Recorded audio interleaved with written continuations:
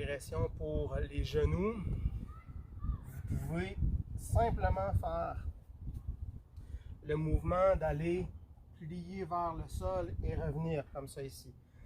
Donc, au lieu de faire le mouvement au complet qu'on déroule, vous allez commencer, lorsque c'est la première fois que vous le faites, vous ne faites que le déroulement d'aller vers l'avant. Et je reviens.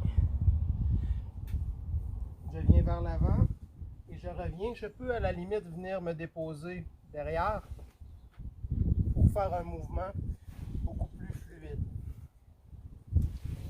Facteur progressif au sol. Il y a le facteur progressif sur le lit que vous allez voir. L'autre facteur de progression, c'est d'aller créer de l'assouplissement au niveau de la hanche. Vous allez vous placer une jambe de côté. Votre pied doit être en contact avec le sol. Le pied n'est pas relevé, donc il est en contact avec le sol. Et vous allez placer les deux mains devant. Dépendant de la souplesse que vous avez, s'il y a des raideurs au niveau du dos, surélevé pour ne pas avoir trop de charge sur l'articulation qui vous empêche de vous positionner. Okay? C'est du respect. Hein? Donc, vous allez faire un mouvement devant, derrière. Gardez toujours le pied en contact avec le sol. Et vous essayez de faire un mouvement avec le plus d'amplitude possible. Je descends mes fesses vers le talon. Je viens devant.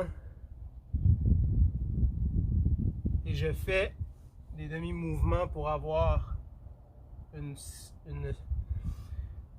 dynamique qui va jouer sur les tissus, fascia, les muscles à l'intérieur de la cuisse, les muscles rotateurs de la hanche et de la cuisse vont être sollicités par ces mouvements. Toujours la règle de la non-douleur. Si vous avez une douleur dans l'articulation, diminuez l'écartement. Si vous le diminuez un peu, vous allez être plus haut, moins de charge dans les articulations. Moins de charge dans les articulations, moins de douleur. Le mouvement va être plus court, plus petit, mais plus respectueux. Et plus j'ai de la facilité, je vais augmenter l'amplitude pour aller chercher autant l'étirement d'un côté que je peux aller chercher aussi de l'autre côté, plus je vais être écarté. Par contre, si j'écarte plus en ouverture avec la jambe qui est ma jambe de support, je vais devoir placer mon pied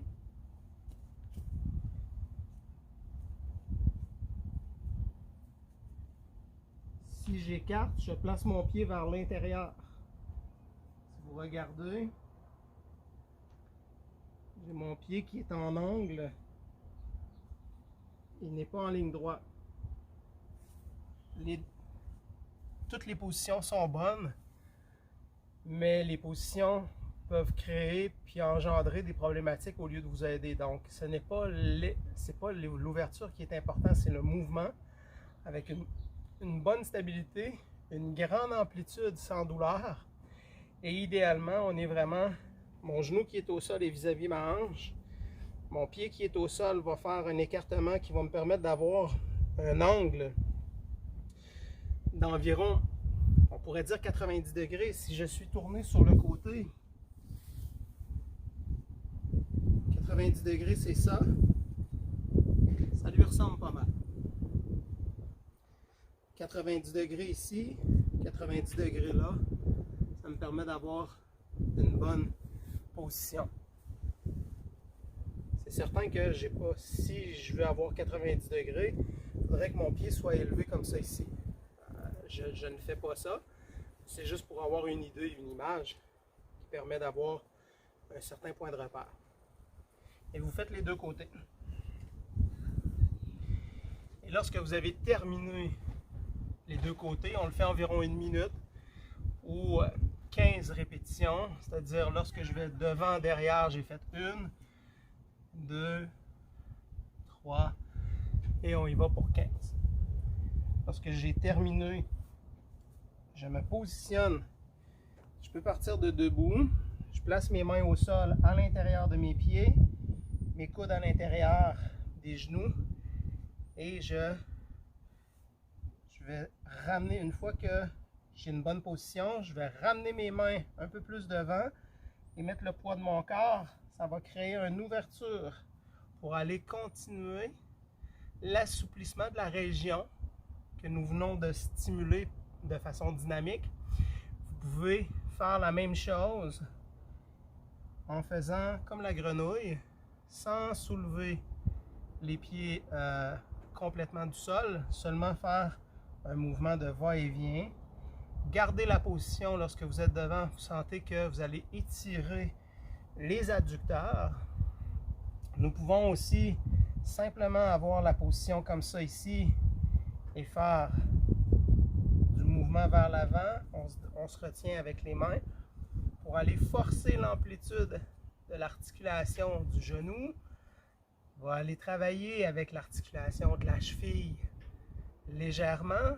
On veut vraiment sentir qu'on a une intention au niveau du roulement de la cheville, du pied au niveau de la cheville. Et je garde la position, je respire profondément, je ramène mes mains au centre, je soulève mon corps de façon naturelle, moi. Ça me permet de protéger mes genoux. Donc, je peux être comme ça ici avec mes mains sur les pieds, je descends mes fesses vers le sol, mes coudes sont appuyés vers l'intérieur, je ressens un étirement qui me convient, je garde la position. Je ne suis pas confortable comme ça. Moi, je vais déposer mes mains au sol et mettre un peu plus le poids de mon corps vers l'avant pour créer un peu plus d'effet d'étirement, mais aussi, ça me permet d'être plus confortable. Et c'est un étirement, en même temps que ça permet de forcer l'amplitude au niveau du genou, mais c'est surtout pour aller étirer les adducteurs. Les adducteurs sont très problématiques pour les douleurs aux genoux. Lorsqu'on a des douleurs aux genoux à l'intérieur, ce n'est pas rare que les adducteurs tirent sur la branche pubienne au niveau de l'ossature du bassin, puis qui va créer des problématiques articulaires, que ce soit hanches, aines, douleurs sciatiques, douleurs au niveau du bas du dos. C'est pas une façon de faire pour traiter votre problématique, c'est seulement une façon supplémentaire pour avoir des ajouts d'exercices, de possibilités d'aller chercher le maximum de régions, à faire des mouvements dans différentes positions pour pouvoir aller solliciter le maximum de muscles, de régions articulaires. C'est des outils, mais ce n'est pas le seul outil qui va vous permettre d'avoir des résultats. Si vous faites que ça, vous n'allez avoir probablement aucun résultat.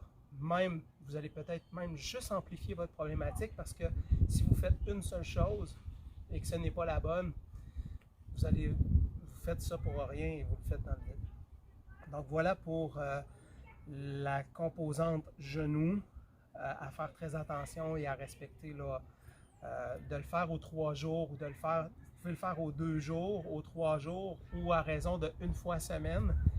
En faisant d'autres exercices, vous changez de journée. Une journée, vous faites ça. 2 autres journées, vous faites 2 autres choses différentes pour revenir la semaine d'après avec cet exercice-là et le faire à tous les semaines.